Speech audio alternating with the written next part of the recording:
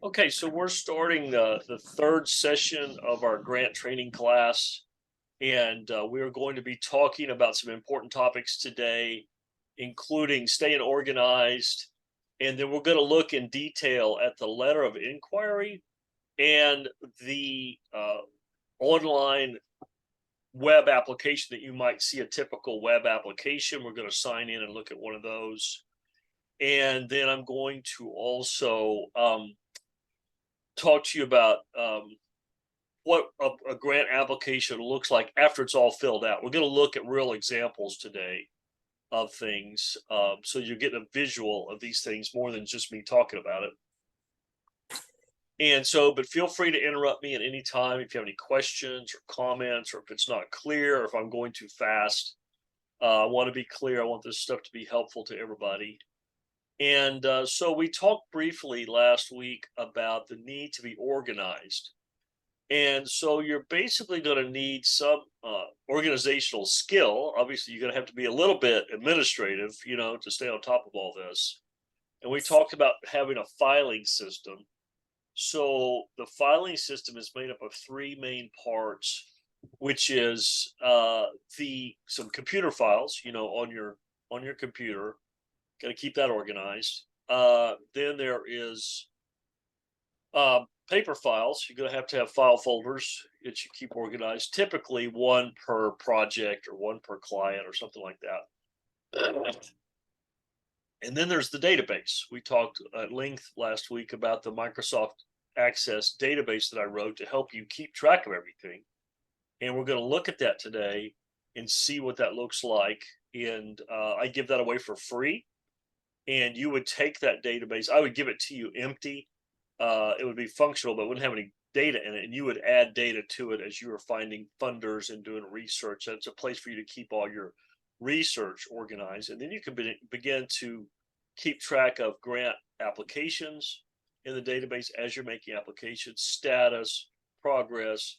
And we can even assign probability of what you think the probability is of you getting that grant and how much you think you're going to get and when you're going to get it, so that you can actually create a pipeline report of showing what's in the pipeline, what's coming, what you think the likelihood of that is. It's pretty advanced database. So we're going to show you the basics of that today, though. So the catch on that, as we talked about last week, you have to have Microsoft Access on your computer to be able to use my database. Hopefully, at some point, I'm going to hire some programmer to rewrite that whole thing in the cloud. So it'll be in some other product, in the cloud. Right now, it's just a Windows-based database that you have to run on your computer only. So that's down the road though. But I'm going to give you pictures of all that today. We're going to look at what that looks like in Windows and online. So, any questions about that so far?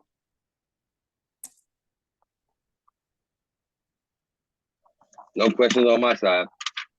So, Aaron, is my audio okay for you?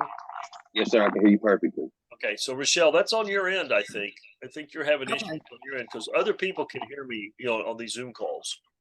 So you might check. I don't know what you might have to check on your computer at some point. But the recording, you'll also get these recordings, Rochelle. I'm gonna, give you all the recordings on a flash drive, and they come through real clear. So that's good too. So I apologize that you're not getting all that, but hopefully I'll scoot as close to my microphone and speak as clearly as possible. Oh, that's fine. Okay. Very good. So let's take a look at what I keep track of on my computer for a client who I'm doing grant writing for. I think that's a pretty good way to do it. So I'm going to share my screen.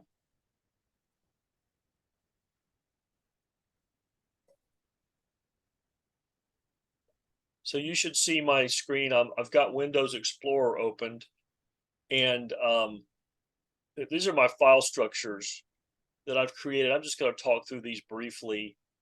So current financials, that's a folder where you would store financial reports from your client, from either your organization. If you're doing it for yourself, that's where you're going to keep your most current balance sheet, your most current statement of activities, whatever, because funders are going to ask for that. You know, we need to see a copy of your most recent financial statements, you know, so that's going to change right from time to time. That's not one thing you do once because your financials are evolving. You know, you got, because they may say, show us this year's financial and last year's, or show us your financials for the last quarter, whatever they're asking for, you're gonna have to create a set of those, you know, so you got to keep those handy. Let me see if I got a set of that here. So here's some financial reports for this client. Let's see if it's gonna open up here. Come on, here we go. So my client is Texas Speech, Language, and Hearing Foundation, and this shows all their balances, you know, all that stuff, typical financial stuff. Can you see that, Rochelle? Rochelle, can you see that report on your screen? I'm not sure she's hearing me. Aaron, can you hear me? I can hear you. I can see it. Okay, good. Very good. December financial report. Yeah, so that, you know, just a sample of some financials. You got to keep that in PDF form for your, you know, attaching to a grant. But that's like a collection of documents. You want to have a folder for that. Okay, FPD is the database. That's the funder prospect database. So I have a folder that's where I store the access database that I use. Okay, and then you're going to keep an archive of all the grant applications you've done. But the most important folder you're going to have is called Grant Attachments. And this is where you're going to keep all the documents that you build up to attach to applications. When they say, show us who your board is, show us your budget, show us all these different things, your IRS letter, your, you know, programs, all that stuff. So I'm going to just show you this. So I collect all these. And this was the list that I sent to Rochelle originally saying, you know, for your organization, for Changing Chains Ministry, you're going to have one of each of these, right? And it takes a little while to put it together. This is where you keep it all once you have it. So these are in PDF formats. And so, and you want, like, let's just look at the budget, for instance. You want it to look nice. You don't want it to just look like some old accounting spreadsheet. You want to put like the logo on it, make it look good. So I took the budget, but I also put their logo at the top, so it looks presentable. It's an attractive looking document. I'm going to clean it up, make sure it looks nice. Well, you know, we'll have a different class on how to do all these different reports, how to have them ready.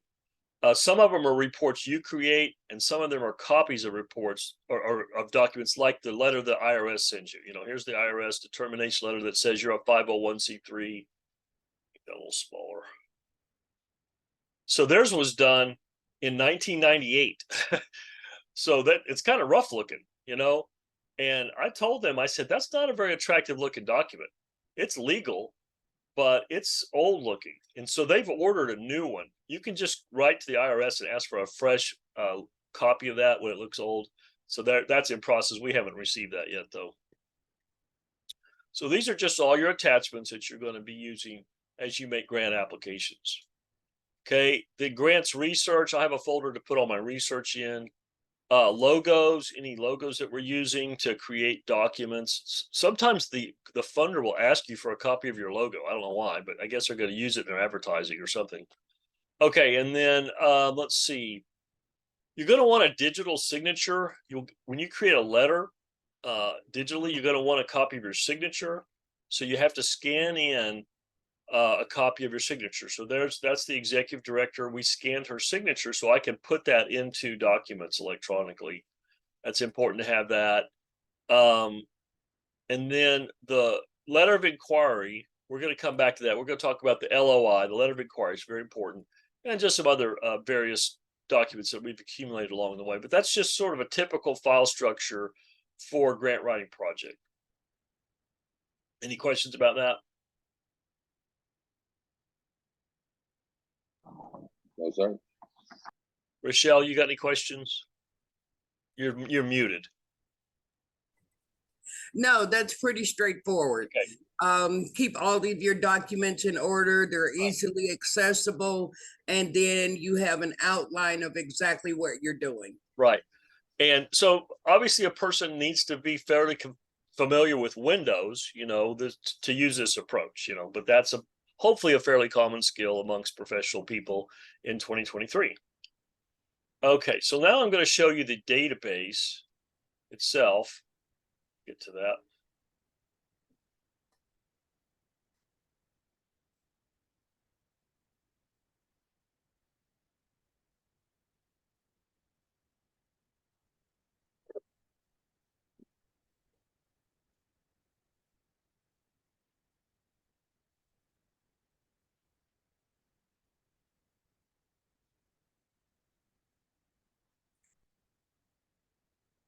Okay, so this is the database I created for Texas Speech and Hearing Foundation. Oh, yeah, here we go. A little slow today.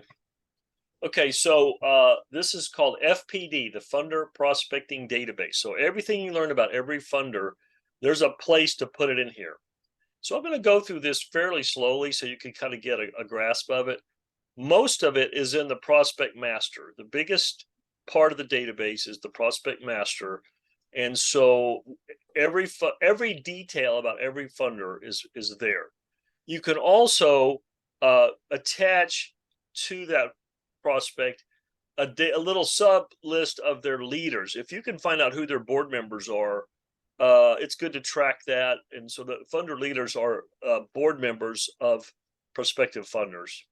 And then there's just some miscellaneous things over here to the right, questions for funders, the funding interest subjects. We'll talk about that in a minute. You can create mailing labels out of this database in case you want to. And then there's all kinds of reports. So the FPD reports menu, I create all these standard reports that you can see, make a contact list, funder fails, which ones that didn't work out, funder leaders, funder master, funder profiles, funders who are already giving to you, funders on hold and why, funding milestones calendar, which is our main report we'll talk about, the LOI pending call list, in other words, you're writing letters to people and you're calling to follow up. Near future opportunities, which is how you keep track of what's coming. Pending donor requests is grants that you have hanging out there that are in pending status that you've submitted, but they haven't gotten back to you. And then prospects needing research. Those are all standard reports that will come out of the database. So I'm not going to go too deep into that because it can be a little overwhelming first pass, but I'm just showing there's lots of good reports. So let's go and look at the Prospect Master. And this is a fairly involved set of screens. It's actually 1, 2, 3, 4, 5, 6 tabs across the top. So for each funder, we have 6 pages of data. Okay. So there's the organizational info, organizational addresses, answers to questions asked on an initial call with the funder contact. So if you ask them certain questions, here's where you put the answers. Notes about them, including last action taken, date of last action, next action to take, and date of next action to take. Those are key fields in making this stuff work. We'll talk more about that, those milestones, additional data about that funder.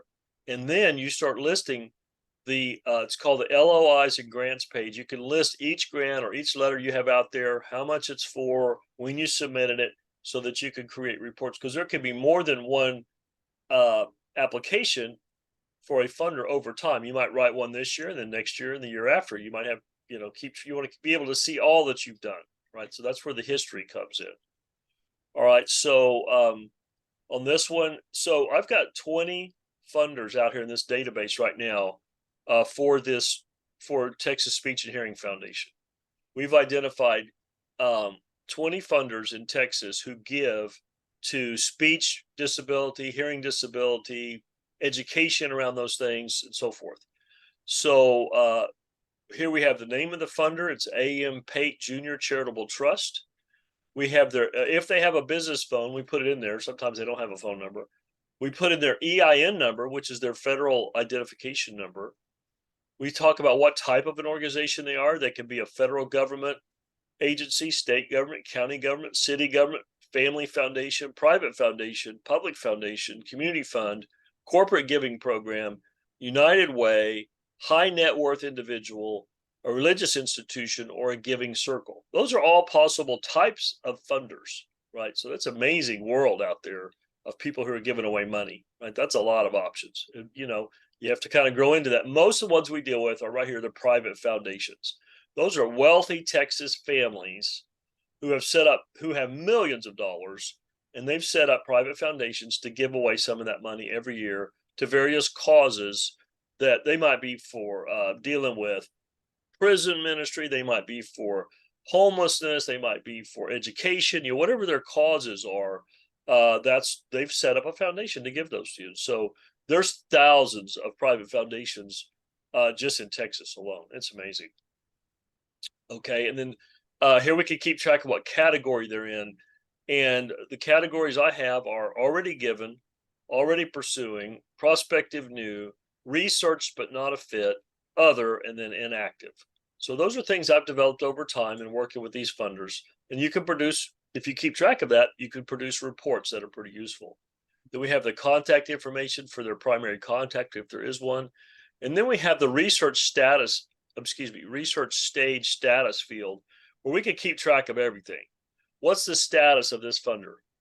0 is not started.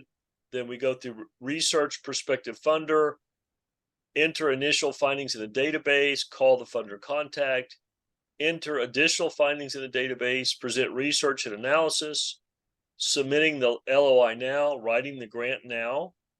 TRD, just ignore that one. That's that. I need to take that other on hold. Other leaders working on it, donated recently, declined our application, declined our LOI, funding opportunity identified in the near future. LOI is pending, not a fit after all. Research deeper in FDO, which we'll talk about in a minute. Grant application pending, reapply for funding next year, no unsolicited requests, and canceled due to no response. So it took me years to figure all that out. Those are all the different phases that you go through in pursuing a grant. So we won't, well, I'm just showing you that. Well, I'll explain it more later, but just to give you an idea of what we're dealing with there. And then finally, funder profile description. You can rate them as a major funder. In other words, they give away hundreds of thousands of dollars. A moderate funder or a minor funder might be somebody whose average grant is like $5,000 or $10,000. So you can say, but a funder means people who've already given to you. Okay. A prospect is the same. You can have a major prospect, but these are people who have not given to you yet. Okay. So a prospect could have an average, maybe they give away $1 million every time. You know, they're huge givers, or they're moderate, or they're minor. That can be helpful information as you're trying to group things and manage things. Okay, for their address, they actually can have several addresses, the mailing address, the website address, the grant application address. Those could all be separate web pages. So I've got places for everything in the database. And then when you log into their database, into their web page, you're going to have to create a username and a password. Okay. Well, you better keep track of that because the next time you come back, if you don't know the username and password, you can't get back in to work on your application. So always put the username and password in the database for that funder's giving or application portal. And we'll recommend, if you can, to call the funder ahead of time before you ever apply. If they have a contact person and a phone number available, I would ask them for a meeting on the phone, and I would ask them certain questions. Okay, and I put the questions back here on the main page, the questions for funders. If you can get a hold of the person, Rochelle, and talk to them, it greatly improves your chances of getting a grant from them. Does that make sense? Yes. Okay, so I would ask them, what are your organization's current funding priorities? Next, I would say, is there any condition that would disqualify us from being eligible for funding? And then what amount of funding is typical for a first-time grant with your foundation? Does your funding allow for the covering of the total program cost? Because sometimes they just want to pay for a single project. They won't just give you overall funding for your organization. Okay. And then how are grant decisions made? And then are there any other guidelines we should follow when applying? Okay, those are good questions. If you knew all that about that funder, you'd be in a great position. The catch is, though, some of that is already published on their website. If they have a website, you need to review it first so that you're not asking them questions that they've already answered on their website. You would look kind of silly asking them stuff that already is answered on their website. So try to get the answers from their website and then only ask the questions that would apply because you don't know it's not available on their website. So then you when you get those answers, you can store them in the database. Each one of these fields corresponds to one of those questions. So you can put the answers in so you can keep track of all that. All right, so then there's a notes page. You want to keep good notes of all your interactions. So this notes field here, it says general notes. Always document everything that happens. For instance, I would put in, like, if something happened today, I'd say 3/31/23 : I called and left a voicemail with detailed questions, or whatever. So you always make good notes. Keep track of everything in the notes page. It really helps you later on. Then every time you do something, you're going to put in last action taken and the date, and then next action, and then the date, because there's a report that comes out later that it really helps you keep track of everything. That's so useful to keep track of those milestones. All right. And then there's a whole bunch of additional pages here. Fields here on the additional organizational data. You can put in their total assets that they have, their grant cycle, their jurisdiction. In other words, what area do they give to? They just give to Fort Worth, or do they give to Texas, or are they nationwide, or whatever? And that's a pull down list. You can see options there. Their average grant amount, what their specific geographic interest is. They might say, well, we'll give to anybody in Texas, but we're especially interested in Tarrant County, or something like that. So you can put little notes in about that. And then you can put in whether they're faith-based or not, because a lot of these are Christian foundations. It's amazing.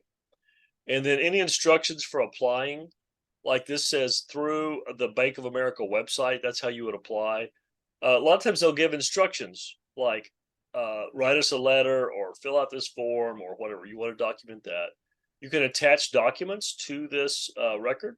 Like, let me find one here that's got attachments.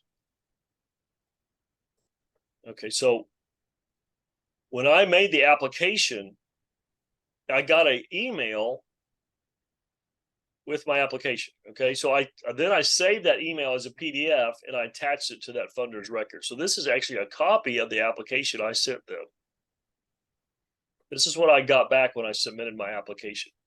So we'll talk more about that later, but you can attach those then to the record. So you never have to go looking for them somewhere else. They're right there in the funder's record. There's some other fields out here that we don't use much. And then you can also put the source of where did you find this where did the source of this lead or this prospect come from? And then finally, you can, as I showed you a while ago, you can store out here a grant. We have a grant pending with this foundation for $10,000. We submitted it on February 18th. That's a lot of data. That's a lot of good information. That is. I like the way it's set up, because writing grants and submitting them for yourself, it's a good way to keep record. Right. And then when you're submitting them for multiple companies, then it's absolutely necessary. Right. It's yeah. And you created this whole database yourself? Yeah, from scratch. Yeah. It took years. It's got years. There's years of experience in this thing. And then I just want to point out down here at the bottom is the record scroller. And to go from record to record, it says like there's one, you're on record 1 of 20, and you click to the right, go to 2 of 20, 3 of 20. You're scrolling. That's how you go from funder to funder, is down there on the records thing. So, and then you can just go back to number 1 by hitting that go back to the beginning button there. Okay, so that's the data that's the data form, the prospect master form. And then I want to show you the one report, the funding milestones calendar, that just has been such a game changer for us. Here's the milestones. Here's what you need to do next.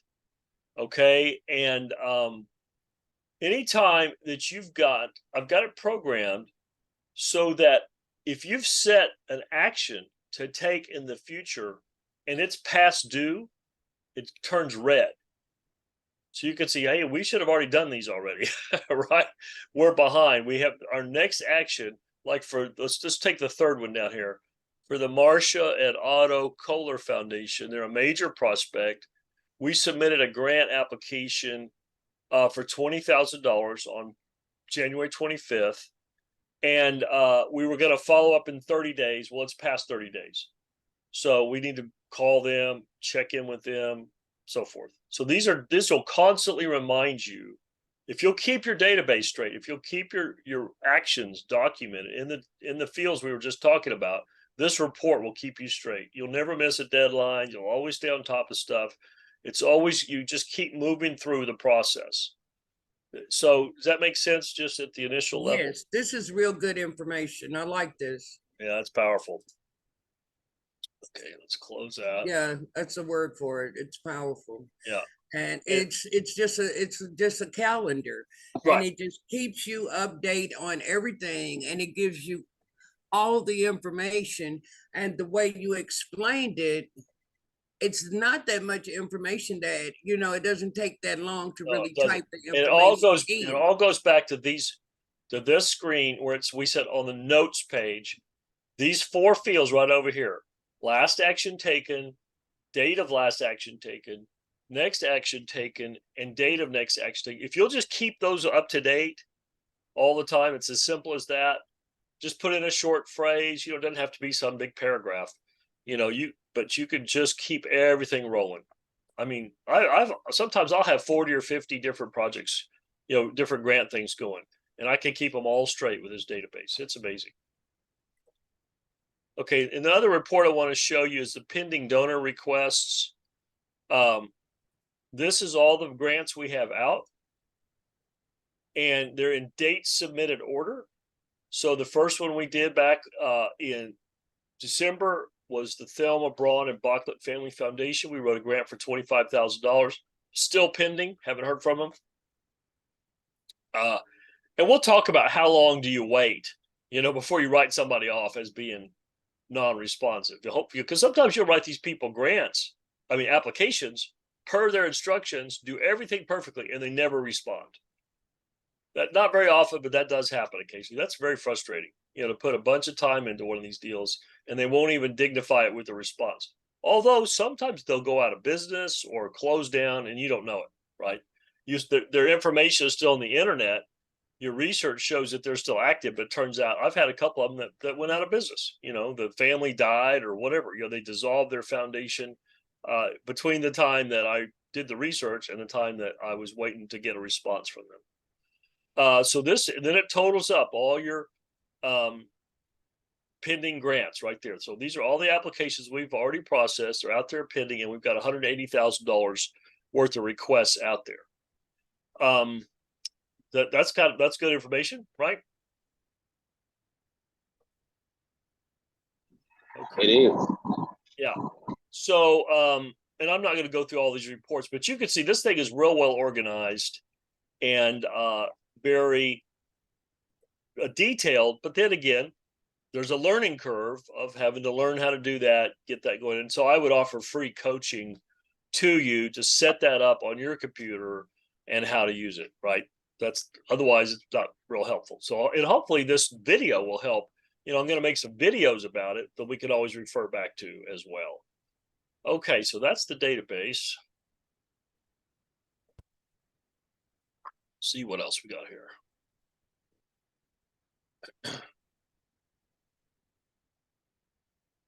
All right, so we're going to talk next we're going to shift topics, and we're going to talk about the letter of inquiry. Let me get that back up here.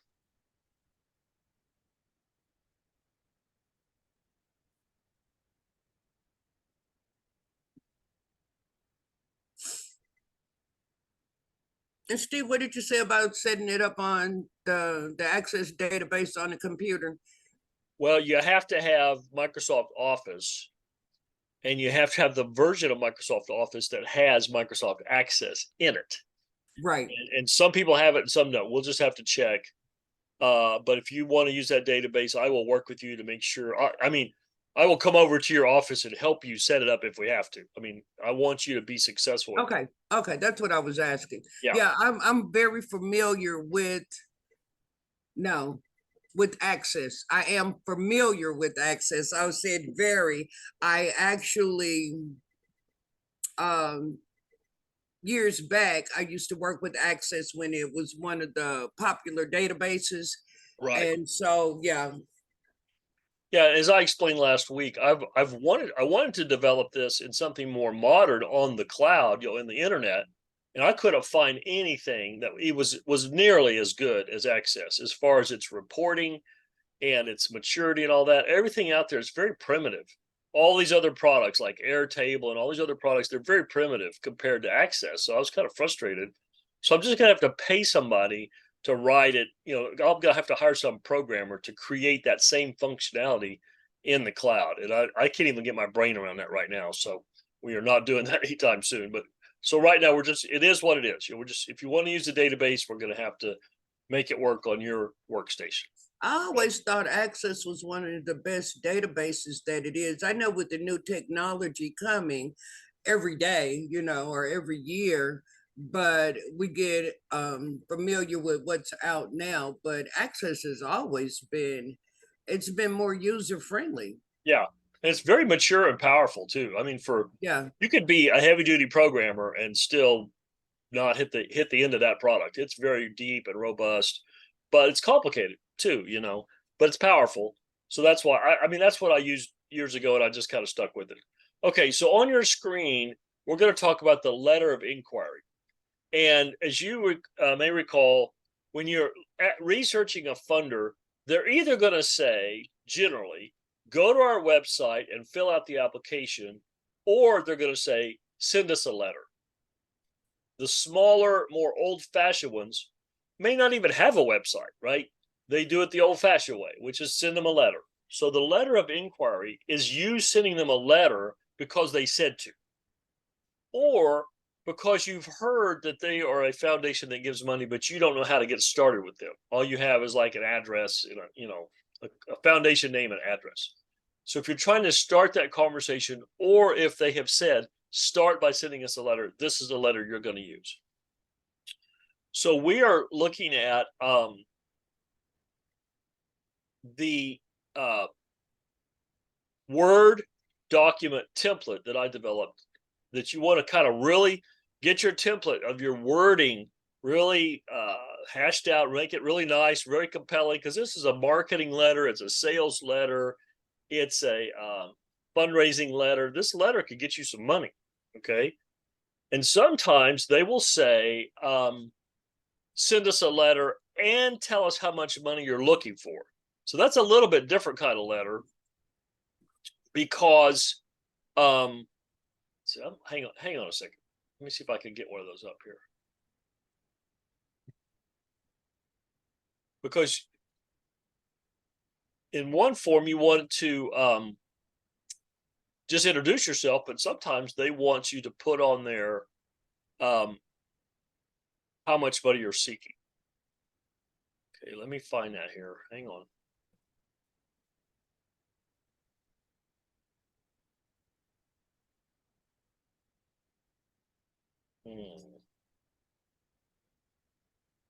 Oh goodness, what's going on?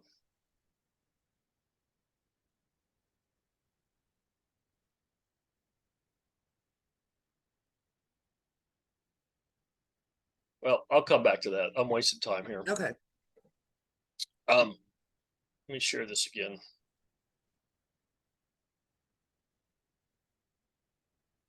Okay, so this is a letter that's going to say, you're going to address it to the person at the foundation, and you're going to say it's regarding a letter of inquiry about potential grant funding. Dear Ms. Wellborn, I'm reaching out to you to inquire about a possible partnership with our organization. We know you're busy, so this update will get you up to speed on the latest with West Fort Worth Center of Hope, or whatever your, Changing Chains ministry. If you need additional information, I'd be pleased to provide it. You'll see from the information I have provided in the attached organization summary, you might want to attach like a brochure or a little write-up on your the standard write-up you might have about your ministry. So you would say you're referring to an attachment, okay? That we're working hard at making a difference with children and families in our community of West Fort Worth, Texas. The evidence speaks for itself with this, I'm sure. If our work meets your high standards in terms of quality, impact, and governance, I ask you and your colleagues to help us with the funding we need to keep making a difference in this troubled community. Our DNA calls for us to funnel a high percentage of our funding into helping people. Our audited financials validate this commitment. Thus, you can expect your generous donations to have a direct impact on the residents of West Fort Worth and especially the Las Vegas Trail community. We would appreciate the opportunity to partner with Light Foundation Incorporated. So you got to put in the name of their foundation there. If we have found favor with you, would you consider a generous donation in the $5,000 to $10,000 range? Such a contribution would certainly empower our cause and give us great encouragement.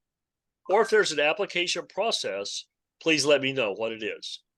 Thank you in advance for your consideration. Sincerely, and then your contact information.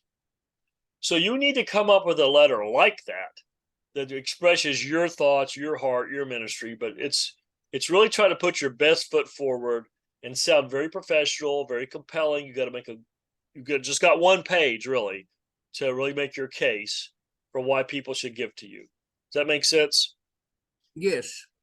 It's very important that we craft one of those for you. So you don't have to sit there, rethink that or every time or make up something every time. We need to write this one time and make it as powerful as possible so you can use it over and over and over. Great. Any questions? Perfect. No. Pretty clear, huh? Yes, sir. Okay. So now we're actually going to log into a grant application and see what we can come up with here. So let me ask a question, Steve. Yeah. Now, attached to that letter is another letter? No, it's the way I wrote that one is we have an organizational summary. It's a separate document. It's like, here's what we're all about, and you talk about your programs. It could be a brochure, it could be a flyer, or it could be like a document that's got your your logo on it, and you're talking about your programs. You probably already have something like that.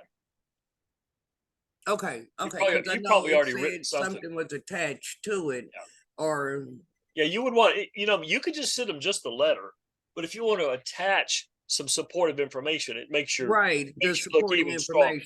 Right, makes you look even better. All right, let me see if I can get a real grant application up here.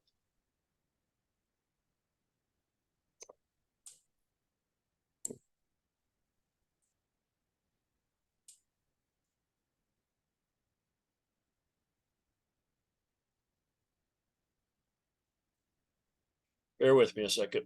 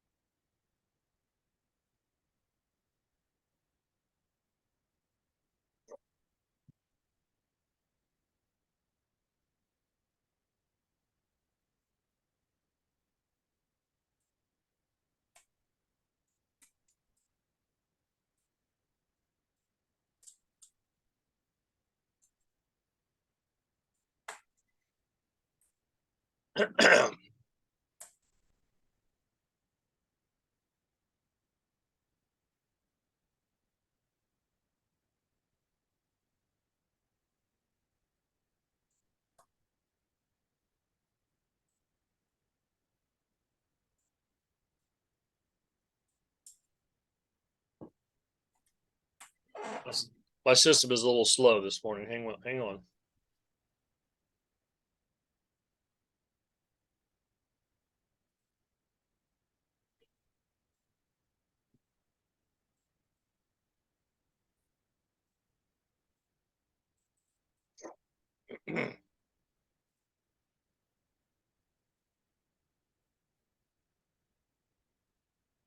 Well, there it is.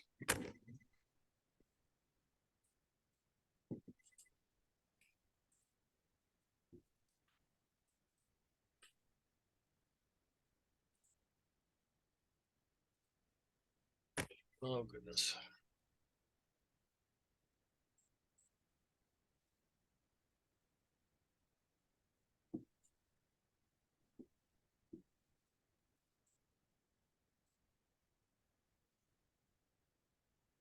All right, here we go.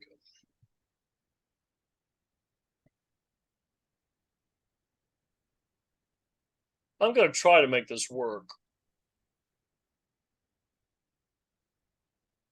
Okay, so here we are on the Bank of America portal.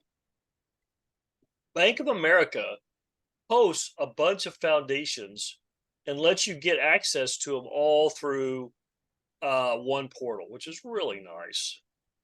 Let me see if I can show you that. Oh, hang on.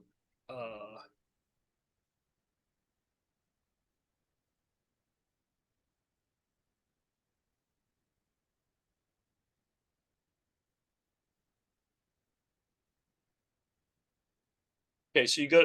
I won't show you the details of this, but you can go to Bank of America, and for when you're doing research, and you could select Texas, and you can search by type of program. So let's just say we're doing community improvement and capacity building. And it'll show you all the foundations that are in the Bank of America family that are in Texas, and there's 3 of them came up. So instantly we know that there's 3 foundations who give in Texas to community improvement, all right, amongst other things. And then it shows you the due date. That's a pretty good start right there. You know which one you need to work on first. They're probably going to give to your area, to your ministry's topic. So let's just pick this one here, the Joni Elaine Templeton Foundation. And it just gives you an overview of that. They give to animal-related projects, community improvement, capacity building, education, human services, and religion-related, which usually means they're Christian, okay? They serve Texas. There's no restrictions. And it gives a little overview. Miss Templeton was known to have having a generous heart and a beautiful soul.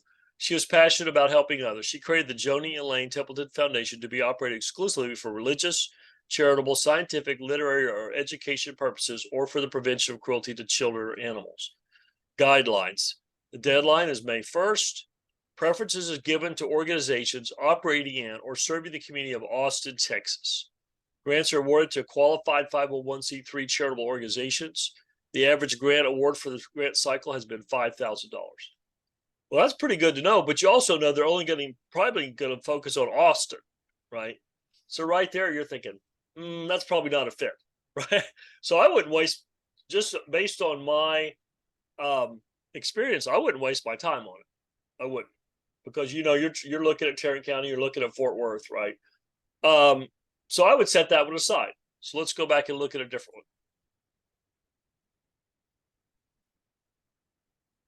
Garland D. Rhodes Foundation. All right. Okay, right here we can jump right down and say that they serve. They're looking at Navarro County, Texas. That's their specialty. That's the Palestine area of East Texas. Okay, so that's not Tarrant County. So there's one left, the J.N. and Macy Edens Foundation. Come on.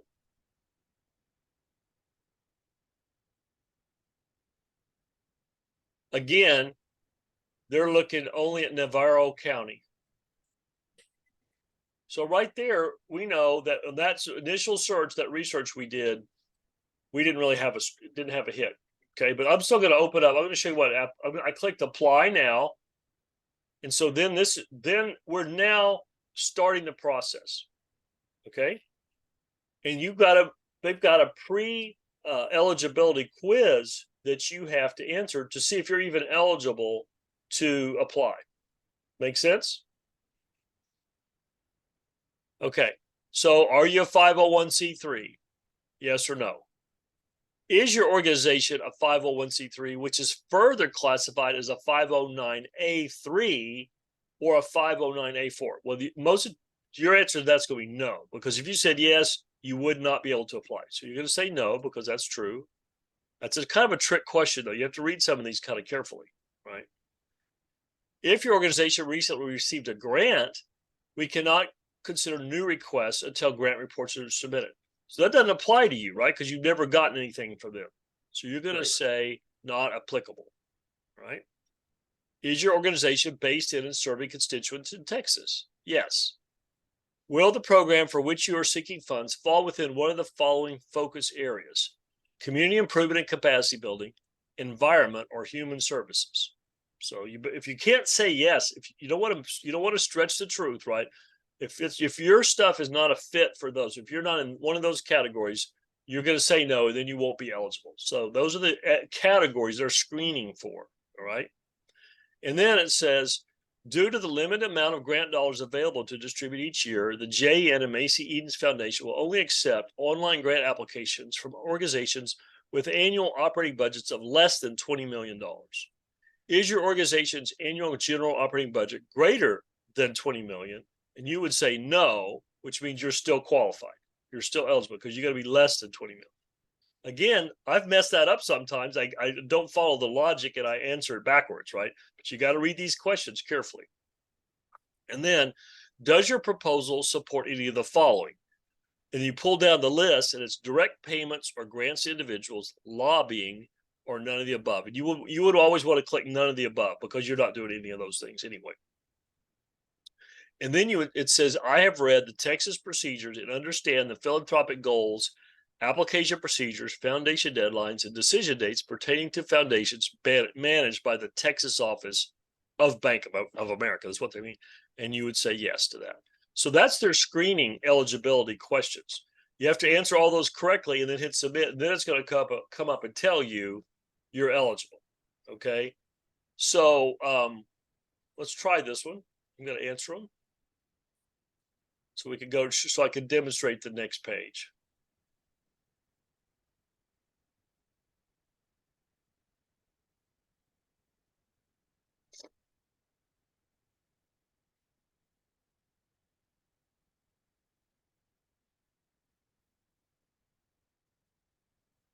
So we submit that, and it takes you, now it's created a page, an application for you. So you can see the name of the foundation in the upper right-hand corner. It says JN and Macy Edens Foundation. You're in the Bank of America portal, and you're in part one. So there's 6 parts of this process. So in other words, there's 6 web pages coming up. Instructions about your organization, your grant request, organizational financials and acknowledgement, attachments, and then review my application. So those are the steps you're going to go through online. So there's some instructions, kind of gives you a little overview, and then you start answering questions. And man, some of these are real involved and some of them are real simple. You know, every one of them is different. They ask generally the same type of questions, but some want lots of detail and some want just basic information. Then when you're putting in information on a field like overview of organization, okay, it says provide a brief overview organization, and then it says limit 150 words. So if you've pre-written an overview of your organization and it's 300 words long, you got to stop and trim that down to 150 words to get it to fit in that box. And you never know what you're going to hit until you open up the application. That's the most time-consuming part, is when you've written too much and you have to trim it down. You're busting your buns right there trying to get that to fit in there. Okay, then there's going to be all kinds of questions about your organization, who the grant writer is, if there's a grant writer. And so now I'm on page 3, your grant request. You're going to ask for a certain type of support, the amount you're asking for, the term, which is usually 12 months, the name of your project or program. You know, you're really starting to get down into the details of what you do, description, your purpose. See that? You can have 300 words on the purpose. Description of activities, like your program details, 300 words. A sustainability plan. How will the organization and or request activities be sustained? Describe the overall sustainability plan for your organization and or your project or program in terms of staffing and finances. How would the proposed activities and or your organization be affected if you do not receive the requested funding? That's a pretty detailed, complicated question, but it's very common on grant applications. So we're gonna help you. That's one of the things I told you to write ahead of time. Remember, I sent you that long form of all the questions to answer. Right. You gotta put some thought into that to say, because it's got to sound reasonable. Like, even if we don't get your funding, we're going to carry on because we have other donors and we have people doing grant writing. You got to have some way of explaining how you're going to stay funded. You're not just dependent on this one grant. Okay. And then some challenges. You can talk about your challenges for 300 words, your demographics, your goals, who you're serving. Oh, it just goes on and on and on. Right. So I'm showing you a live application right here. Pretty common. Now it's going to talk about your financials, your last year's stuff, your current budget. Or do you have a deficit? Blah, blah, blah. Then you're going to start. So you've finished the application at that point after number 4. And now we're on number 5. This is where you start attaching things. They want to see a list of your board members, your organizational summary, your budget, your funding sources, financial statements, your IRS determination letter. Those are attachments that you will upload one at a time to this application. Okay. Once you did that, they'll be listed here, and then you're ready to submit your grant application. You've answered all the questions. You've attached everything per their instructions. If you've missed anything, if there's any errors, you left a required field blank, it'll stop you and say, no, you can't submit yet. You got to go back and fix this or fix that. Some things are mandatory, some things are optional, and it'll walk you. You just got to do the process, right? So that's in a real quick way. That's the basic process of applying for a grant online. Pretty good stuff, huh? Any questions? No. I don't have any. That was really good and detailed information. It's a lot of information. Yes, the form that you sent us, everything is in block, and it is difficult to move 300 words per se to 150 words. Yeah, that's hard. But you notice some of those. A lot of thought, and then you still have to make your point. Right. Oh, okay. So it doesn't happen on every question. A lot of times it's just cut and paste. You've got your answers over here in Microsoft Word, and you're copying and pasting them into the web page. Okay. A lot of times they just fit right in, and you go to the next one. But every once in a while, your answer is longer than the space that they allow. Right. That's when you're going to have to stop and think, how can I say this more efficiently? Right. So sometimes what I've done on some of those questions, I'll have 2 answers. I'll write a short answer and a longer answer, and just have those in my toolbox also, the short and the long. Because if you have the chance to say more, if they give you a bigger box rather than a smaller box, you want to say as much as possible. You want to have a good long answer ready, not just like 3 bullet points or something. You want to have like the paragraph version and the bullet point version of the same answer. Does that make sense? But that's more of an advanced thing, having multiple sizes of answers. That's more advanced. But you see where I'm going with that. I'm trying to get to where I can just cut and paste, right? I don't want to spend hours on this application. I don't. I want to keep moving, right? So the more I've thought about that, the more I'm prepared ahead of time, the easier it is just to copy and paste and then hit submit. Although I will tell you, because you're a Christian, always pray. Before you hit submit on that grant application, you pray over that application. Okay. Don't ever miss that step, because Absolutely. You're not doing this in your own strength. You're doing it for the Lord. Amen. Absolutely. All right. Well, this has been a great class today. I know this is going to be helpful. Yes, it is. It's very, very helpful. And as I was telling Aaron earlier, I'm recording all of these, and I'm going to put them on a flash drive so you can have all the video. You'll get all that. Okay. So that's going to be helpful. Awesome. Okay, sounds good. All right, it's done. That was not long. Okay. Thank you so much, So Rochelle, you were going to send me a copy of your impact statement last week for me to look at. So I'm still available to do that if you need. Okay, all right, sounds fine. Okay. And Aaron, if you want to send me anything or just anything at all, if any questions, just let me know. Yes, sir. I had to get your email. Okay. I don't have your email or phone number, so I'll get that from Michelle, or you can get mine from her, either one. Okay, yeah, Roger I'll that. go ahead and share them. Give me a few minutes. Yeah. And yeah, we had a Microsoft program